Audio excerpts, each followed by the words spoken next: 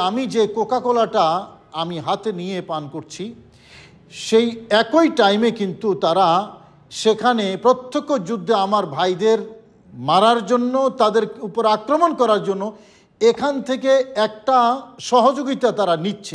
আপনি কোকাকোলা সহ এই সকল পানীয় বলেন, বাটা জুতার মতো জুতা বলেন, প্রত্যেকটা পণ্যের বিকল্প আছে। যখন বিকল্প আমাদের সামনে আছে, তখন আমরা কেন এই পণ্যগুলো কিনে প্রত্যক্ষ যুদ্ধে আমরা ফিলিস্তিনের পক্ষ না নিয়ে ইসরায়েলের পক্ষে বা ইসরায়েলের সৈন্যদেরকে কেন আমরা সহযোগিতা করব? আসসালামু আলাইকুম ওয়া রাহমাতুল্লাহি ওয়া বারাকাতুহু। বিসমিল্লাহির রহমানির রহিম। সম্মানিত দর্শক, কোকাকোলা সহ ইসরায়েলি পণ্যগুলো বয়কট করার জন্য সারা বিশ্বে যে আহ্বান এসেছে, এটাকে অগ্রাহ্য করার কোনো যুক্তি নেই। আমরা এই বিষয়টি আজকে আলোচনা করব। প্রথমেই মুসলিম দেশের সাথে অমুসলিম দেশের সম্পর্ক কীরকম হওয়া দরকার, একজন মুসলমানের সাথে অমুসলমানের সম্পর্ক কীরকম হওয়া দরকার, এটা একটু আলোচনা করা দরকার। দেখুন, স্বাভাবিক অবস্থায় মুসলিম দেশের সাথে অমুসলিম দেশের বা একজন মুসলমানের সাথে আরেকজন অমুসলমানের যে সামাজিক সম্পর্ক আছে, স্বাভাবিক পরিস্থিতিতে এই সম্পর্ক অটুট রাখা, এটার মধ্যে কোনো শরীয়তের বিধিনিষেধ নাই।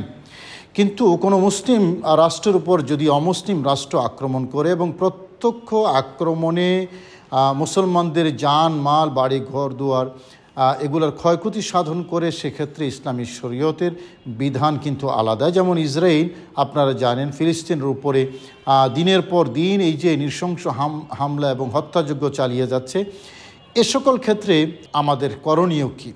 দেখুন, এই করণীয় জানার আগে প্রথমে আমাদের ফিলিস্তিনি ভাই যারা আক্রান্ত হয়েছেন ইসরায়েলের মাধ্যমে, ইসরায়েল কর্তৃক এই হামলাটাকে আমরা কিভাবে বিবেচনা করব? আমরা কি শুধু এটা গাজায় বা ফিলিস্তিনে যে সকল মুসলিম ভাইরা আছে তাদের উপর হামলা মনে করব, না একই সাথে আমাদের উপরও হামলা বিবেচনা করব? হাদিস শরীফে রাসূল করিম সাল্লাল্লাহু আলাইহি ওয়াসাল্লাম কি বলেছেন?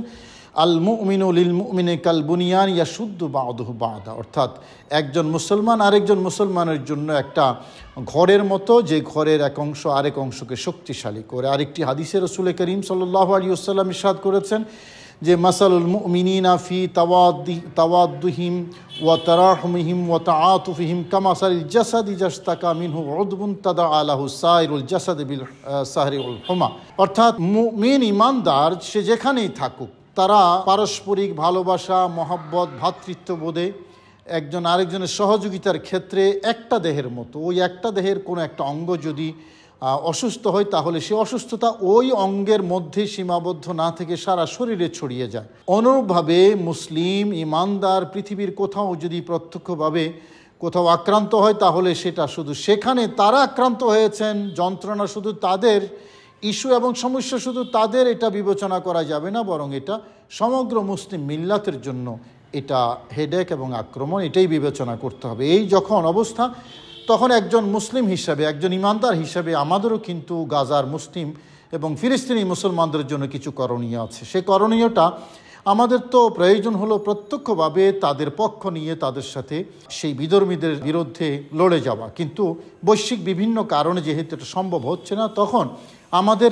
দায়িত্ব কী হবে? আমাদের দায়িত্ব হলো যে কোনোভাবে, অর্থাৎ সম্ভাব্য যে কোনো উপায়ে ফিলিস্তিনের পক্ষ নেওয়া এবং ইসরায়েলের বিপক্ষে যাওয়া। সেটা একেবারে ক্ষুদ্র থেকে ক্ষুদ্র ইউনিটির মাধ্যমে হলেও, আমি কোরআনে কারীমের সূরা তাওবার 120 নম্বর আয়াতের একটা অংশ আপনাদেরকে তেলাওয়াত করে শোনাতে চাই। আল্লাহ পাক রব্বুল আলামিন বলেছেন, ওয়ালা ইয়ানালুনা মিন আদুবিন নাইলান ইল্লা কুতিবা লাহুম বিহি আমালুন সালিহ। অর্থাৎ এ সকল প্রত্যক্ষ যুদ্ধের ক্ষেত্রে মুসলমান যদি কোনোভাবে বিধর্মীদের, ওই যারা যুদ্ধে উপনীত মুসলমানদের বিরুদ্ধে, তাদের যদি ন্যূনতম কোনো ক্ষতি করতে পারে, তাহলে এটা এই ইমানদার মুসলমানের জন্য আমলে সালেহ হিসেবে আল্লাহ পাক রব্বুল আলামিন লিখে দেবেন। দ্বিতীয় আরেকটি রেফারেন্স আবু দাউদ শরীফের একটা ব্যাখ্যা গ্রন্থ ইবনে রাসলান লিখেছেন শরহে আবু দাউদ, বলেছেন, লা ইয়াজুজু আন ইউবাআল আদুবু শাইয়্যাম মিম্মা ইস্তাঈনুনা বিহি ফি হুরুবিহিম ওয়ালা শাইয়্যাম মিম্মা ইউরহিবুনা বিহি আলাল মুসলিমিনা ফি কিতালিহিম। অর্থাৎ যখন বিধর্মীরা মুসলমানদের বিরুদ্ধে প্রত্যক্ষ যুদ্ধে উপনীত হবে, সেই সময় বিধর্মীদের থেকে এমন কিছু ক্রয় করা যাবে না যার মাধ্যমে তারা যুদ্ধের মধ্যে শক্তি অর্জন করে, সহযোগিতা পায় এবং তাদের সাথে এমন কিছু ক্রয় বিক্রয় করা যাবে না যার মাধ্যমে তারা যুদ্ধের মধ্যে মুসলমানদেরকে আরও বেশি আক্রমণের শিকার করে বা আরও বেশি আক্রমণ করে। ইমাম ইবনে রসলান আবু দাউদের সরার মধ্যে এই বক্তব্যটি দিয়েছেন।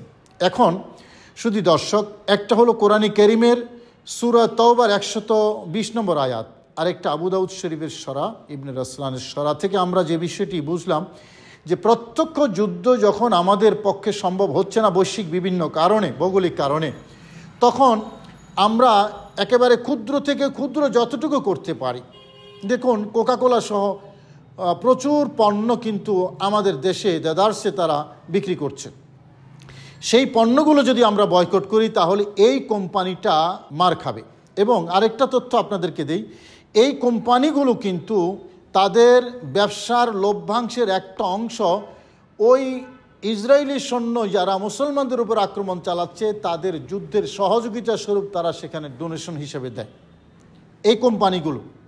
তাহলে আমি যে কোকাকোলাটা আমি হাতে নিয়ে পান করছি, সেই একই টাইমে কিন্তু তারা সেখানে প্রত্যক্ষ যুদ্ধে আমার ভাইদের মারার জন্য, তাদের উপর আক্রমণ করার জন্য এখান থেকে একটা সহযোগিতা তারা নিচ্ছে, হোক সেটা 0.00000001 হতে পারে সেটা, কিন্তু এখান থেকে একটা অংশ কিন্তু সেখানে যাচ্ছে। এখন আমার টাকায় আমার ভাইকে আক্রমণ করা, ফিলিস্তিনি নারী, শিশু, বৃদ্ধ, অসুস্থ, হাসপাতাল সহ কোনো কিছুই বাদ যাচ্ছে না। সেই আক্রমণটায় প্রকারান্তরে আমি সহযোগিতা করছি। সে কারণে আমি প্রথমেই বলেছি বয়কটের এই আহ্বানটাকে অগ্রাহ্য করার কোনো সুযোগ নেই। আমরা এই আহ্বানে শতভাগ একমত পোষণ করছি এবং যদ্দূর সম্ভব আমরা ইসরায়েলি পণ্যগুলোকে বয়কট করার চেষ্টা করি। যদ্দূর সম্ভব এই জন্য বললাম, দেখুন কিছু কিছু বিষয় এমন আছে ঔষধ সহ চিকিৎসা ক্ষেত্রে, অন্যান্য ক্ষেত্রে, যেগুলো আপনার এমন বিষয় আছে যেগুলো তাদের উপর সারা পৃথিবী নির্ভরশীল। সে সকল বিষয় সম্পর্কে আলাদা হিসাব। কিন্তু যেই পণ্যগুলো আমাদের দেশে সাধারণত চলছে, বর্তমানে এই পণ্যগুলোর বিকল্প কিন্তু আমাদের দেশীয় প্রোডাক্ট আছে। আপনি কোকাকোলা সহ এই সকল পানীয় বলেন, বাটা জুতার মতো জুতা বলেন, প্রত্যেকটা পণ্যের বিকল্প আছে। যখন বিকল্প আমাদের সামনে আছে তখন আমরা কেন এই পণ্যগুলো কিনে প্রত্যক্ষ যুদ্ধে আমরা ফিলিস্তিনের পক্ষ না নিয়ে ইসরায়েলের পক্ষে বা ইসরায়েলি সৈন্যদেরকে কেন আমরা সহযোগিতা করব পরোক্ষভাবে? সেজন্য যদ্দূর সম্ভব এগুলাকে বয়কট করা আমাদের ইমানি চেতনা, ইমানি দায়িত্ব। এখন কেউ বলতে পারেন যে এই কোম্পানিগুলোতে আমাদের দেশীয় অনেক যুবক তারা চাকরি করে, কাজ করে, তাদের প্রফেশন সেখানে। হ্যাঁ, এটাও একটা বিষয়। শুধু দর্শক, আমাকে দেখতে হবে আসলে স্বার্থ কোনটা আমার বড়। আইসারুল বালিয়াতাইন যাকে বলা হয় ফেকার ভাষায়, আমার ওই যে হাজার হাজার মুসলিম নারী, শিশু, বৃদ্ধ, অসুস্থ তারা মারা যাচ্ছে, তাদের জীবনটা আমার কাছে বেশি দামি হবে, নাকি আমার ভাই তার চাকরিটা আমার কাছে বেশি দামি হবে, যখন এই চাকরিটা না হলেও এই অভিজ্ঞতার মাধ্যমে তিনি কিন্তু বিকল্প আরেকটা চাকরি খুঁজে পেতে পারেন। এটা খুব সম্ভব। আমার কাছে কোনটা বেশি প্রায়োরিটি পাবে? তার চাকরিটা বড় নাকি ওখানে আমার ভাইদের জীবনটা বড়? শুধু দর্শক, আসলে বলার কিছু নেই, নিশ্চয় আপনারা বুঝে গেছেন। যদি এরকম সিচুয়েশন হয় যে ইসরায়েল রাগ করে মনে করেন আমাদের যুবক যারা সেখানে কাজ করে তাদেরকে ছাঁটাই করলো, তাদের চাকরি থেকে বিতাড়িত করলো, হতে পারে সেটা, তাহলেও এই বিধানের কোনো হেরফের হবে না, কারণ চাকরির বিকল্প আছে কিন্তু একজন মানুষের জীবনের কোনো বিকল্প নেই। যখন আমার ভাইয়ের জীবন নাশ হচ্ছে, তারা যখন শহীদ হচ্ছে, তাদেরকে মারা হচ্ছে, তার এই জীবনের তো কোনো বিকল্প নেই। একটা চাকরি গেলে আমি আরেকটা চাকরি খুঁজে নেওয়া আমার পক্ষে সম্ভব হতে পারে, সেটা 1 লাখ টাকার না হয়ে 50,000 টাকার হবে, কিন্তু একটা জীবন গেলে সেই জীবন তো আর খুঁজে পাওয়া যাবে না। সে কারণে আমাদের বুঝতে হবে এই প্রত্যক্ষ যুদ্ধের সময় মুসলমানদের বিরোধী সৈনিক যারা, তাদেরকে প্রত্যক্ষ পরোক্ষ কোনোভাবে সহযোগিতা করা, এটা আমাদের জন্য জায়েজ হবে না। এটা ঈমানি চেতনার বিরোধী। আল্লাহ পাক রব্বুল আলামিন এই ইসলামের দুশমনদের এই অন্যায় জুলুম থেকে মুসলমানদের জান মালকে হেফাজত করুন, ফিলিস্তিনি ভাইদেরকে হেফাজত করুন। এই প্রত্যাশায় আপনাদের সকলের মঙ্গল কামনা করে আজকের মতো এখানে শেষ করছি। আসসালামু আলাইকুম রহমতুল্লাহি ওয়া বারাকাতুহু।